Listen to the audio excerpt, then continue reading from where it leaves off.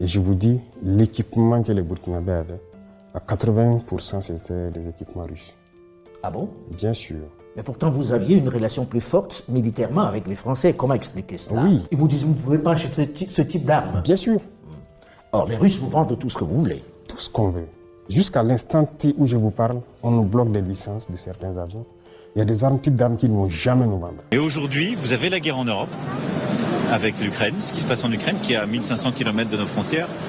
Et vous avez une puissance qui s'est surarmée, qui est en train de continuer de se surarmer, qui est la Russie. Et en fait, on ne sait pas où elle s'arrêtera aujourd'hui. Donc il faut qu'on agisse tous pour la contenir.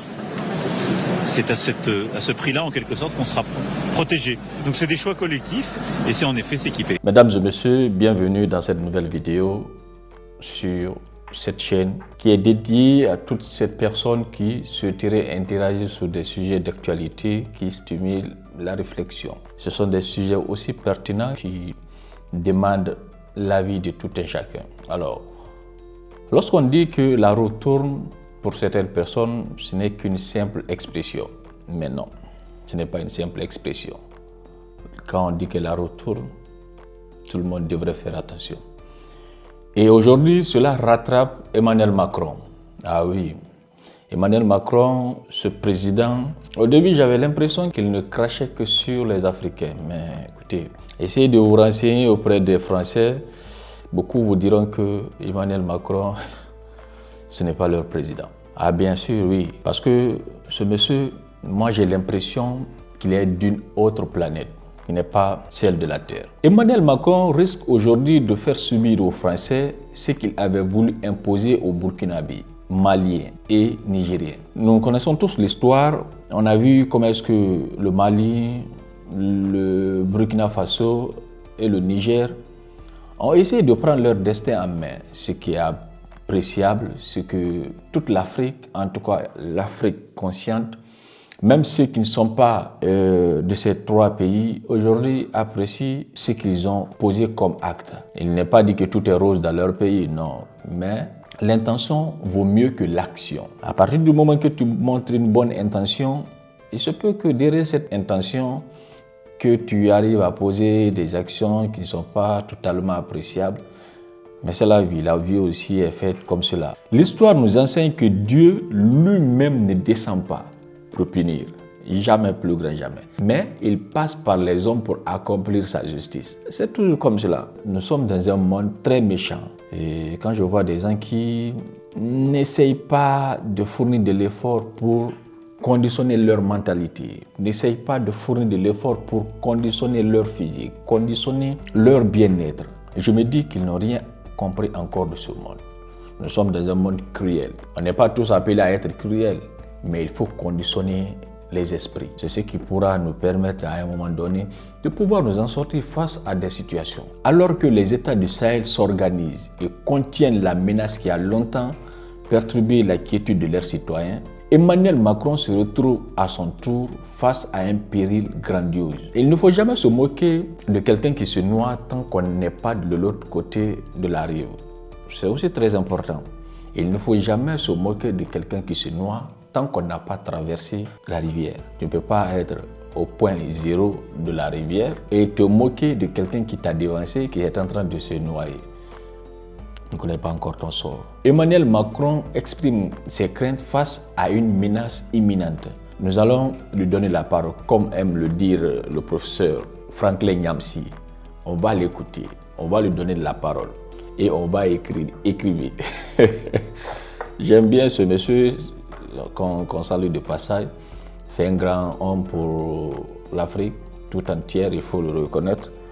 Bien que, voilà, certains lui font des reproches, chaque personne voit les choses de sa manière. Alors, nous allons donner la parole à M. Emmanuel Macron. Il va nous expliquer ses craintes. Alors, M. Emmanuel Macron, aujourd'hui je suis en mode Franklin Nyamsi. Alors, M. Emmanuel Macron, on vous écoute.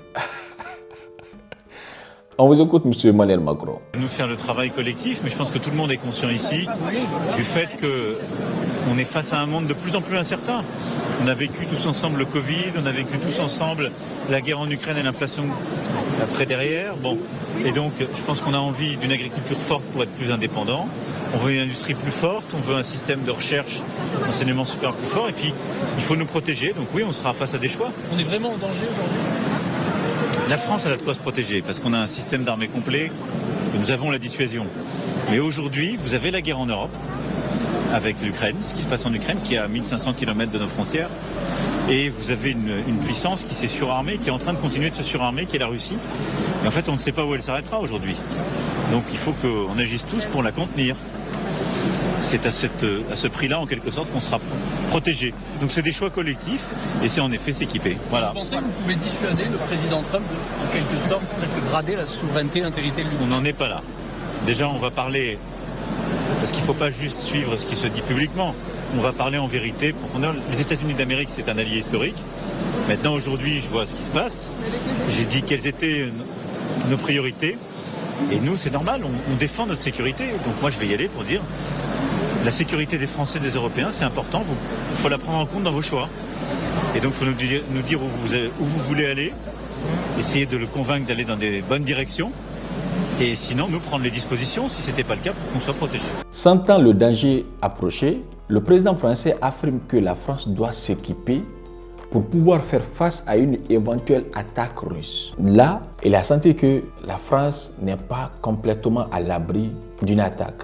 Écoutez bien, il dit que la France n'a aucun choix, même si elle en avait, mais ce qui est primordial, elle doit s'équiper pour pouvoir faire face à une éventuelle attaque, surtout russe. Pourtant, la France sous Macron a refusé à certains États africains le droit de se renforcer pour assurer leur propre sécurité. Vous voyez, l'ironie du sort est frappante.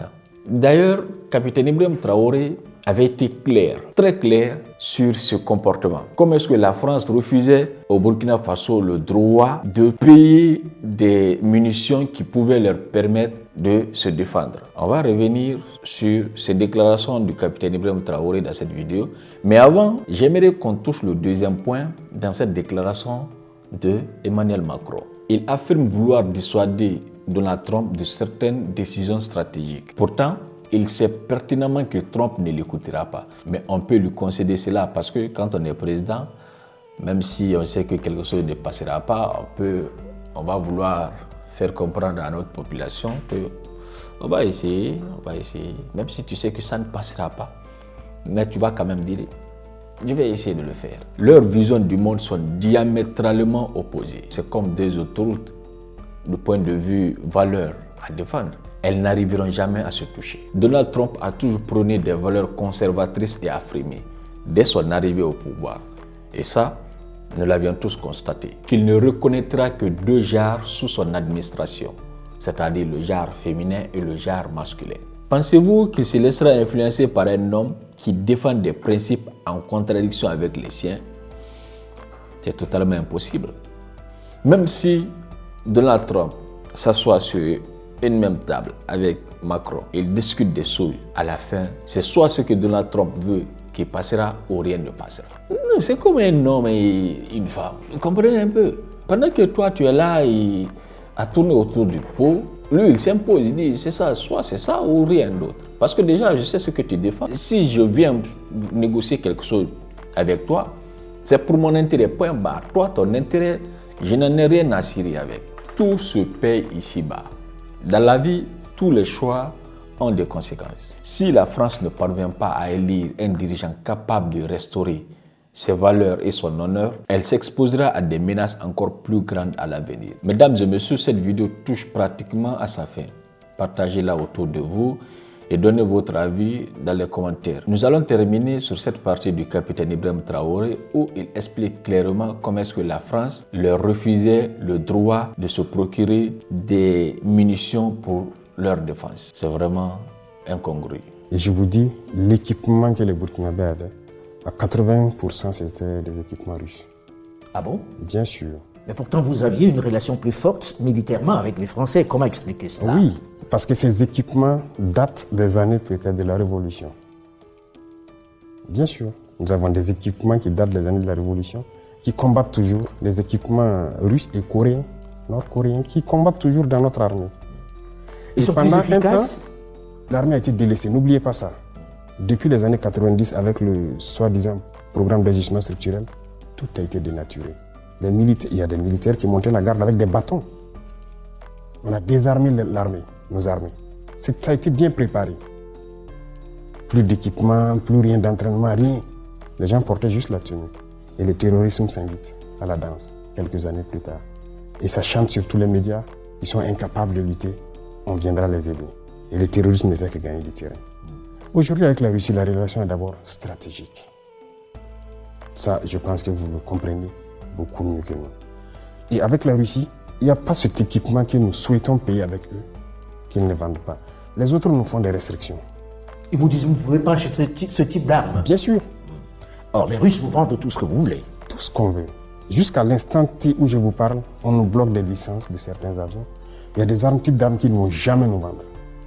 Et comment on vous l'explique, ces restrictions? Ça vous, je pose la question, où est l'amitié? Qu'est-ce qu'ils veulent? Il y a beaucoup de pays, les Russes, les Chinois, les Turcs, les Coréens, ainsi de suite. Il n'y a aucune restriction. Avec l'Iran, tout ce qu'on veut, ils vont nous faire le point. Si on peut payer, on paye. Mais avec ces États qui étaient là, soi-disant nos amis, il y a des restrictions.